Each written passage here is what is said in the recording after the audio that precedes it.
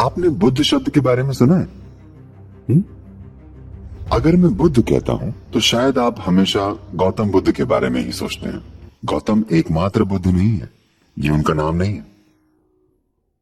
वे बुद्ध बने थे। हजारों बुद्ध हो चुके हैं और आज भी हैं।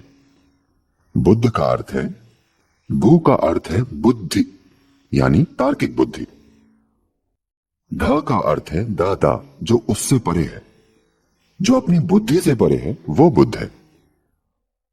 एक बार जब आप बौद्धिक प्रक्रिया से ऊपर उठ जाते हैं तो आपके जीवन में दुख समाप्त हो जाते हैं, क्योंकि सभी दुख आपके तार्किक मन में उपजते हैं।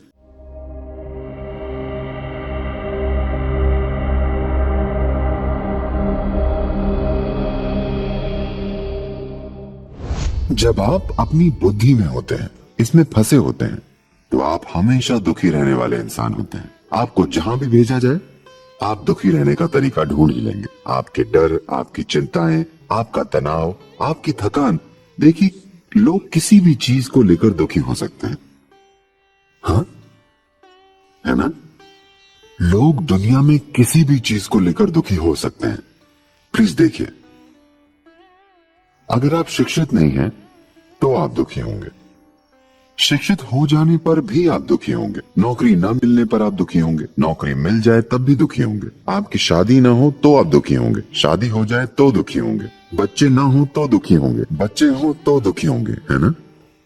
लोग किसी भी चीज से दुखी हो सकते हैं। तार्किक बुद्धि का यही स्वभाव है। जब आप तार्किक बुद्धि में फंसे होते हैं तो जीवन ऐसा ही होता है। जब आप तार्किक बुद्धि से नीचे होते हैं तो आपको इतना दुख नहीं होता। जानवरों को आपके जितना दुख नहीं होता। भौतिक चीजों का अगर ख्याल रख लिया जाए तो वे ठीक ठाक रहते हैं। उन्हें इंसानों जितना दुख नहीं होता, है ना? तो अगर आप तार्किक बुद्धि से नीचे आ जाएं तो आप ज्यादा दुखी नहीं होंगे, जैसा कि आपने सवाल किया। तार्किक बुद्धि से ऊपर होने पर आप बुद्ध होते हैं। तार्किक बुद्धि के नीचे होने पर शायद हम आपको बुद्धू कह सकते हैं। अगर आप तार्किक बुद्धि में फंसे हैं तो लगातार दुख पाते हैं।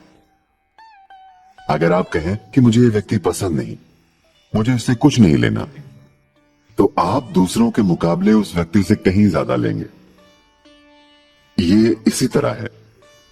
अगर हम थोड़ी आजादी चाहते हैं, अगर हम थोड़ा रूपांतरण चाहते हैं, तो हमें थोड़ी दूरी पैदा करनी होगी आपके और आपके सॉफ्टवेयर के बीच। अगर आप उससे बहुत गहरे जुड़े हुए हैं तो आप उसी में खो गए हैं और वही बन गए हैं। अब आपको थोड़ी सी दूरी पैदा करनी होगी। तो दुखों से बचने के लिए लोग तार्किक बुद्धि के नीचे जाने के कई तरीके खोज रहे हैं। बहुत ज्यादा खाना, शराब, शारीरिक सुखों में अधिक समय बिताना, ये सभी वे तरीके हैं जिनसे आप अपनी बुद्धि की परेशानी से कुछ देर बचने की कोशिश करते हैं। आप शराब पीते हैं और आपको अच्छा लगता है कुछ घंटों के लिए, पर जीवन फिर आपको और ज्यादा जोर शोर से दबोच लेता है। ये आपको जाने नहीं देगा। अब ये प्राणी जो तार्किक बुद्धि के नीचे था, किसी तरह तार्किक बुद्धि में पहुंच गया है। इससे बाहर निकलने का एक ही रास्ता है, तार्किक बुद्धि से परे विकसित होना। तो योग का मूल सिद्धांत और तकनीक यही है कि इससे परे कैसे जाएं। तो अभी ये कैसे करें? भीतरी तकनीकों को ऐसे वातावरण में नहीं सीखा जा सकता जहां प्रतिबद्धता ना हो। आपको एक कमिटमेंट से भरा केंद्रित वातावरण चाहिए, वरना ये आपकी पकड़ में नहीं आएगा। ये कोई शिक्षा नहीं है, ये एक तकनीक है। किसी तकनीक के उपयोग से पहले आपको एक खास स्थिति में होना चाहिए। आप में कमिटमेंट का एक खास स्तर होना चाहिए, ग्रहणशीलता का एक खास स्तर होना चाहिए, वरना ये काम नहीं करता। क्योंकि देखिए, अगर आप एक केमिस्ट्री लैब में जाते हैं तो आप ये केमिकल और वो केमिकल उठाते हैं, दोनों को मिलाते हैं तो कुछ होता है। पर अगर आप उन्हें मिलाने के लिए तैयार नहीं है, अगर आप बस बैठकर यहाँ सोचते रहेंगे, सोचते रहेंगे, सोचते रहेंगे, तो उससे क्या होगा? तो आप सभी गलत निष्कर्षों तक पहुंचेंगे। जब तक आप मिलाएंगे नहीं, आपको पता नहीं चलेगा। हो सकता है कि आपके मुंह पर फट जाए, लेकिन जब तक आप इन्हें नहीं मिलाएंगे तब तक आप नहीं जान पाएंगे कि ये क्या है।